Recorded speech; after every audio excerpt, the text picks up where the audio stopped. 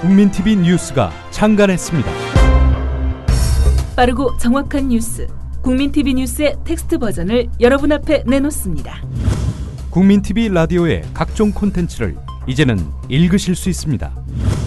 뉴스.국민.tv, 국민TV 뉴스에서 세상의 모든 뉴스와 만나세요. 지난밤 한반도와 지구촌에서는 어떤 일이 있었을까요? 국제뉴스 전문 캐스터 황준호 기자를 만나봅니다. 황준호 기자. 예, 안녕하십니까. 네, 워싱턴 포스트 매각 소식부터 얘기해 볼까요? 워싱턴 포스트는 닉슨 대통령을 하야시켰던 워터게이트 특종으로 유명한 이 136년 전통의 미국의 양대 일간지인데요. 그저께 아마존닷컴 창업자 제프 베조스한테 우리 돈 약 2,800억 원에 매각됐습니다. 베조스는 개인 자격으로 인수하는 거라서 아마존닷컴 회사하고는 전혀 관계가 없는데요. 개인 재산의 불과 1%만 들여서 최고 신문을 사들이게 됐습니다. 워싱턴 포스트는 자기네 기사를 통해서 매각 소식을 전했는데 갑작스럽고 놀라운 일이다. 또 매각 작업을 아무도 알지 못했다. 이런 얘기로 충격을 드러냈습니다. 네, 경영난 때문에 판 거죠?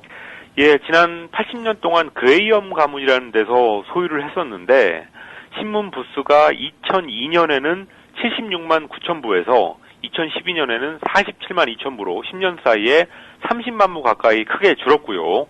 그 기간 동안 신문 매출은 31%나 줄었습니다. 경영이 안 좋아지면서 편집국의 인력도 크게 줄였는데 한때 1,000명이 넘었었는데 최근에는 640명 정도로 크게 줄었습니다. 이런 사정은 다른 신문사들도 비슷한데요.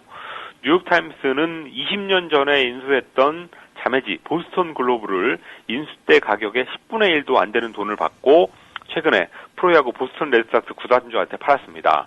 또 주간지 뉴스위크는 작년 말에 종이 잡지 발행을 중단했고 최근에 주인이 한 번 더 바뀌었습니다. 미국 신문협회는 독자와 광고주들이 인터넷으로 이동하면서 신문 광고 수입은 2007년부터 2012년 사이에 55%나 크게 떨어졌다. 이렇게 통계를 발표했습니다. 네, 우리나라도 좀 그리 됐으면 좋겠네요. 예. 네. 반면에 뉴욕타임스는 핵심에 성공했죠? 예. 워싱턴 포스트의 최대 경쟁사인데요. 네. 그 편집 책임자 인터뷰를 제가 얼마 전에 본 적이 있었는데, 네. 지난 4월에 보스턴 마라톤 테러 때 그 네. 소식을 듣자마자 가장 먼저 했던 지시가 네. 속보를 내지 말라라는 거였다고 합니다. 네. 대신에 이 테러범 형제들의 인생 유전에 대한 심층 기사를 내가지고 뉴욕타임스가 큰 반향을 일으켰었는데 네. 그런 식으로 이 사건에 접근하는 방식이라든지 기사 작성 이런 데서 혁신을 이루면서 명성을 유지하고 있습니다. 인터넷 기사 유료화에 성공해가지고 광고 수익보다 기사 판매 수익이 더 커졌다라는 건 유명한 얘기고요. 또 동영상을 봐더라도 방송사 못지않게 잘 만들고 있습니다. 그걸 보고 워싱턴 포스트도 부랴부랴 뒤따라갔었는데 타이밍을 놓쳤었고요. 그렇지만 이 종이신문이라는 건 낡은 산업이긴 하지만 언론 자체가 없어질 수는 없고 그래서 기사를 어떻게 전파하느냐 하는 그런 방법에 있어서의 혁신이 중요하다라는 평범한 진리를 말해주는 게 아닌가 저는 그렇게 보고 있습니다. 그렇죠. 심층 기사, 그 테러가 일어났을 때도 테러범 형제들의 인생 유전에 대한 심층 기사를 통해서 뉴욕타임즈가 성공을 했듯이 우리 언론도 그런 속보 경쟁보다는 심층 기사 위주로 나가는 게 낫지 않는가 하는 생각이 드네요. 그렇습니다. 네. 제가 지난 4월에 그 보스턴 테러가 났을 때 보스턴 글로브 사이트를 들어가 본 적이 있었는데요. 네. 그러니까 우리가 컴퓨터를 켰을 때 트위터로 들어갔을 때 화면 그게 신문사 사이트를 바꿔버린 걸 봤습니다. 그래서 처음에는 이거 참신하다라고 생각했고 또 그때 당시에 테러 순간의 영상이 올라가가지고 보스턴 글로브가 재매를 좀 봤는데요. 네. 그렇지만 거기에 나온 걸 다 믿을 수 있냐라고 네. 물어봤을 때는 그건 아니었는데요. 네. 이 트위터에 돌아다니는 그런 미확인 정보까지도 올라갔을 수 있다 이런 생각이 들었습니다. 네. 그거는 결국은 이제 속보만 쫓다가 언론의 신뢰도를 스스로 허무는 일이었는데, 네. 그러니까 뉴욕타임스는 그런 걸 안 하고 가급적 안 하고 완전히 안 할 수는 없겠지만 가급적 안 하고 SNS 정보를 엄밀히 확인하고 기사를 쓰겠다 이런 전략을 갖고 있습니다. 네. 이런 것들은 기사 생산자라든지 수용자 모두한테 생각해볼 부분이 많은 것 같습니다. 그렇죠. 우리가 이런 뉴욕타임스 같은 근위지에서 우리가 기대하는 것은 예. 신뢰할 수 있는 정보인 것인데 그렇습니다. 보스턴 글로브처럼 뭐 트위터에 미확인 정보를 그대로 올려버리면은 신뢰라는 정면에서 마이너스가 되니까 역시 워싱턴 포스트와 뉴욕타임스의 부침을 보면은 저희 언론들이 가야 될 길도 뭔가 보이는 것 같네요. 그렇습니다. 네. 주일 미군 기지에서 헬기가 추락하는 일이 있었는데요. 여파가 있었다면서요?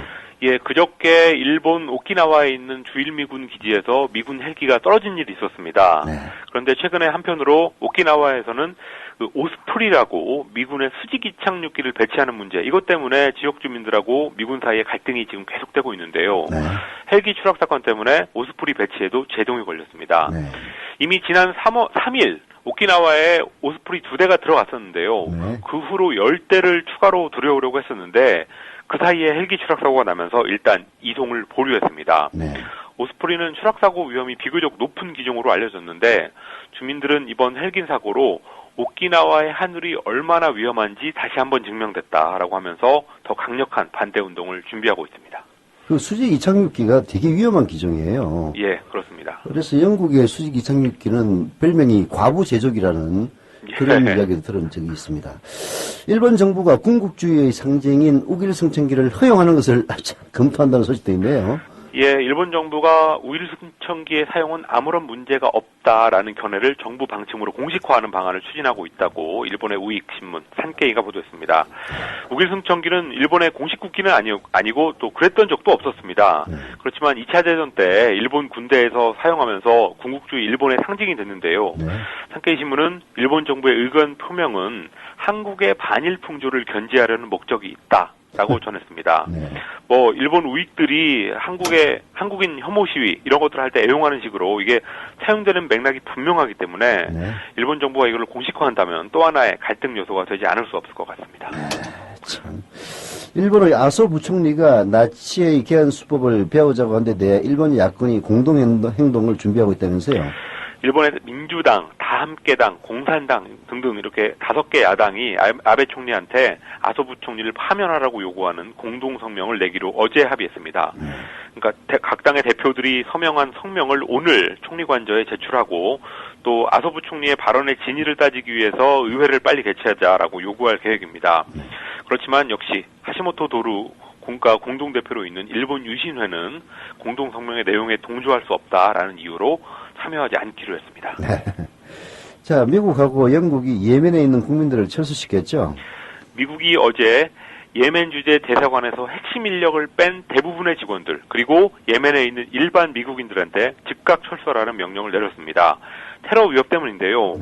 뭐 영국도 비슷한 조치를 내렸습니다. 지금 미국은 공군 비행기로 사람들을 실어내고 있는데 최근에 알카에다의 1인자하고 2인자가 통신한 내용을 감청한 후에 비상이 걸렸다고 역시 뉴욕타임스가 보도했습니다. 그렇지만 어제 말씀드렸던 대로 테러 첩보에 관한 구체적인 단서는 아직까지도 확인되지 않고 있는데요. 네. 그러다 보니까 한편에서는 미국의 불법적인 정보 수집을 정당화하는데 이번 테러 위협을 활용하는 게 아니냐 이런 지적도 계속 나오고 있습니다. 네. 끝으로 프랑스 소식 하나 볼까요? 프랑스 정부가 2004년부터 초, 중, 고등학교에서 이슬람 전통 의상 히잡하고 부르카를 못 입게 금지했었는데요. 네. 이 조치를 대학으로 확대하는 방안을 추진하고 있다고 르몽드가 보도했습니다. 네. 총리실 직속의 통합 최고자문회의가 다른 종교에 위압감을 줄 수 있는 종교 상징물의 착용을 대학에서도 금지하는 내용의 보고서를 작성했는데요. 초중고에서 시작된 조치에 대해서 종교적인 차이로 발생하는 문제를 줄이는데 성공적이었다라는 게 입증됐다라고 하면서 확대 필요성을 주장했습니다. 당연히 이슬람 교도들은 불만이 많겠네요. 예, 프랑스 같은 경우는 인구의 8%가 이슬람 교도로 유럽에서 무슬림의 비율이 가장 높은 나라인데요. 이슬람 신자들은 종교 자유를 억압하는 행위다라고 반발하고 있습니다. 반면에 프랑스 정부는 정교 분리의 원칙에 어긋나고 그런 걸 입는다면 정교 분리의 원칙에 어긋나고 또 여성 인권을 억압할 수 있다는 이유를 들고 있는데요. 이 온몸을 다 덮는 부르카 같은 경우는 재작년부터 공공장소에서 착용하는 걸 금지했습니다. 그런데 이 무슬림 여성들이 나서서 그런 조치를 반대하고 있기 때문에 여성 인권 억압이라는 것은 뭐 성립하지 않는 주장 같고요. 그렇지만 다른 이유에 대해서는 조금 논쟁할 여지가 있어 보입니다. 네. 네, 수고 많으셨습니다. 예, 감사합니다. 지금까지 월드리뷰 황준호 기자였습니다.